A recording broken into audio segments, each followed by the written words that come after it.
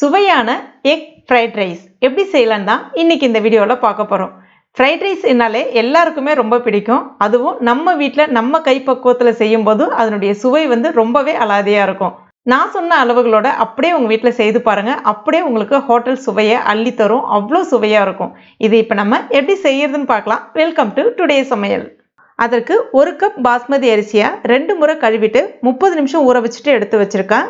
தண்ணி நல்லா கொதிச்சுட்டு இருக்கு. இப்போ அதை இதில் சேர்த்துடலாம். கூடவே 1 டீஸ்பூன் எண்ணெய், கொஞ்சமாக உப்பு சேர்த்துக்கலாம். இப்போ இந்த அரிசி எப்பவும் போல் நல்லா பூக்க வெந்துடக்கூடாது. ஒரு 90% வெந்தால் மட்டும் போதும். ரொம்ப வெந்துருச்சு அப்படின்னா சாதம் கலந்து விடும்போது உடஞ்சி போயிடும், நல்லா இருக்காது. இப்போ பாருங்கள், இந்த மாதிரி இருக்கணும், பார்த்துக்குங்க. இப்போ இதை தண்ணி நல்லா வடிச்சிட்டு ஆற வச்சுட்டு எடுத்து வச்சுங்க. அடுத்ததான் ஒரு பேனில் 2 டீஸ்பூன் எண்ணெய் சேர்த்துக்குங்க. கூடவே 4 முட்டையை உடைச்சிட்டு சேர்த்துக்குங்க. கூடவே 1/4 டீஸ்பூன் மிளகு பொடி, கொஞ்சமாக இதற்கு தேவையான அளவுக்கு உப்பு சேர்த்துட்டு எல்லாத்தையும் நல்லா ஒரு முறை கலந்து விட்டுக்குங்க. அந்த முட்டை எல்லாமே கொஞ்சம் வெந்து, அதாவது சாஃப்டாக வரணும். ரொம்ப ஹார்டாக ஆகிற மாதிரி பண்ணிடாதீங்க.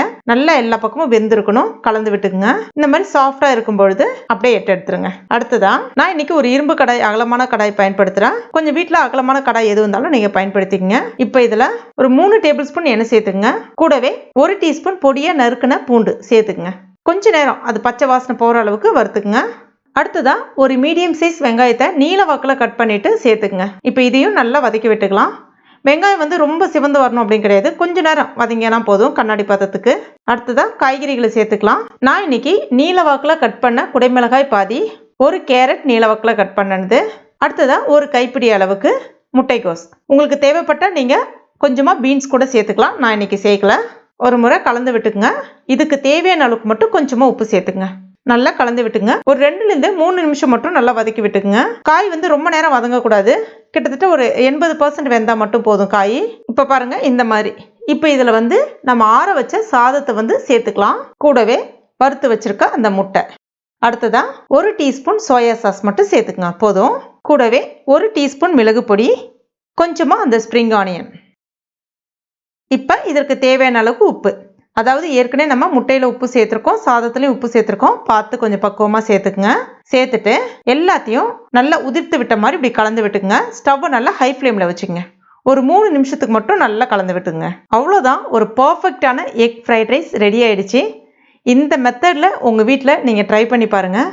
நிச்சயமாக சொல்கிறேன், உங்கள் வீட்டில் மறுபடியும் நீங்கள் ரெஸ்டாரண்ட் போய் சாப்பிடவே மாட்டீங்க. அவ்வளோ ஒரு பர்ஃபெக்டான சுவையை அப்படியே கொடுக்கும் அது உங்களுக்கு. நீங்கள் மறுபடியும் கடையில் வாங்கணுன்ற அவசியமே கிடையாது. எப்போல்லாம் தேவைப்படுதோ வீட்டிலே அவ்வளோ அழகாக செய்து சாப்பிட்லாம். அவ்வளோ அட்டகாசமாக இருக்கும். கண்டிப்பாக ட்ரை பண்ணி பாருங்கள்.